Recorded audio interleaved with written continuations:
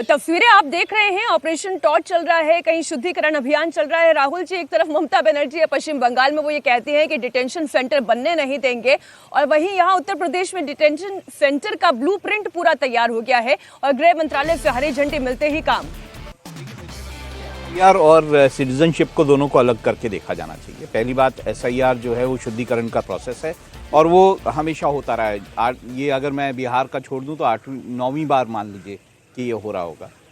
दूसरा, मुझे ये लगता है कि ये जो डिटेंशन सेंटर्स बनाए गए हैं ये ज़रूरी भी है, क्योंकि बहुत सारा घुसपैठ जो है रोहिंग्यास का म्यांमार से, बांग्लादेशियों का बांग्लादेश से, ये बहुत ज़्यादा जो है घुसपैठ हुई है और इन लोगों को वापस भेजना बहुत ज़रूरी है, क्योंकि ये लोग यहाँ पर डॉक्यूमेंट्स ले लेते हैं और उसके बाद यहाँ पर वोटर तक बन जाते हैं, चाहे वो आधार कार्ड लेके या बाकी सब डॉक्यूमेंट्स लेकर ये यहाँ के सिटीजनशिप एक तरह से गलत तरीके से एक्वायर करते हैं और उसके बाद ये इलेक्टोरल प्रोसेस में भागीदार बनते हैं। जहाँ तक एसआईआर का सवाल है, मेरा ये कहना है कि जो आप आगे भी शायद डिबेट करेंगे कि संसद में जो डिबेट एसआईआर पे होने वाली है वो डिबेट नहीं होनी चाहिए, बिल्कुल नहीं होनी चाहिए, क्योंकि ये गलत डिबेट होगी। अगर हम इसको याद करें कि पहली बार जब इलेक्टोरल रोल बना था, जब पहला जनरल इलेक्शन था, तब राजस्थान की और जो हैदराबाद की बहुत सारी महिलाएं, लाखों में, उन लोगों का नाम कट गया और वो महिलाएं जो हैं पहले प्रधानमंत्री जवाहरलाल नेहरू के पास आईं, उन्होंने रिप्रेजेंटेशन किया कि हमारा ये नाम जो है कट गया है, और उसके बाद एचवी कामत ने एक सवाल पूछा संसद में, जिसका जवाब BR अम्बेडकर ने दिया, क्योंकि प्रधानमंत्री जब इस डेलीगेशन से मिले थे जवाहरलाल नेहरू तो उन्होंने एश्योरेंस किया था कि वो कुछ करेंगे इसको लेकर।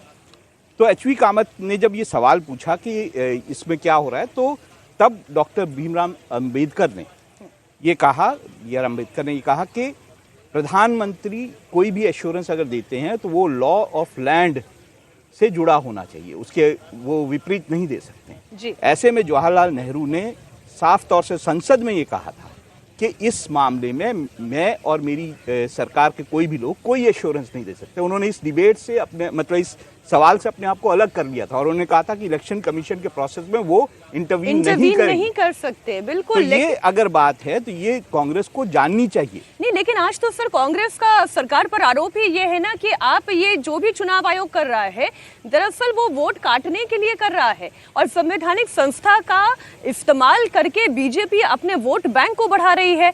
बड़ी खबर इस बीच दर्शकों के लिए जानना बहुत जरूरी है। अकेले मेरठ शहर से बड़ी खबर यह है कि 6500 संदिग्ध लोगों की पहचान की गई है। सोचिए जरा, केवल एक शहर में, और अभी ये ड्राइव चलते हुए बहुत दिन भी नहीं बीते हैं और इनमें से 3200 लोग तो ऐसे हैं जिनकी पहचान संदिग्ध है, बहुत ज्यादा संदिग्ध है।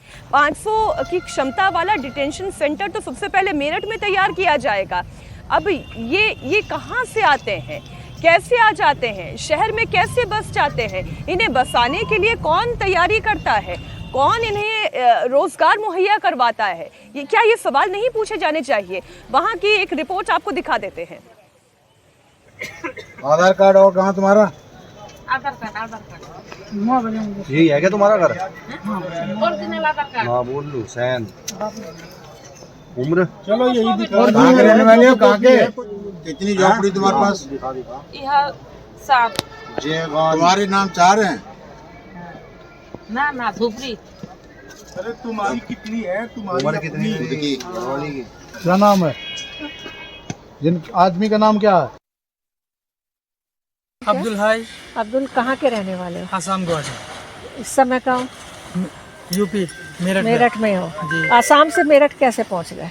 अब मैडम वहाँ जो है मजदूरी कम है, आज के टाइम में 300-400 रुपये मजदूरी है, उसमें आदमी खाएंगे क्या, बच्चों को पढ़ाएंगे क्या, कुछ बचाएंगे क्या, इसी वजह से मजबूरी में यहाँ आना पड़ा। कितने साल हो गए यहाँ पे? 25 साल। 25 साल जी। तो 25 साल में तो आपका यहाँ पे राशन कार्ड, वोटर, पानी सब आ गया होगा? नहीं, यहाँ कोई व्यवस्था नहीं है। क्यों?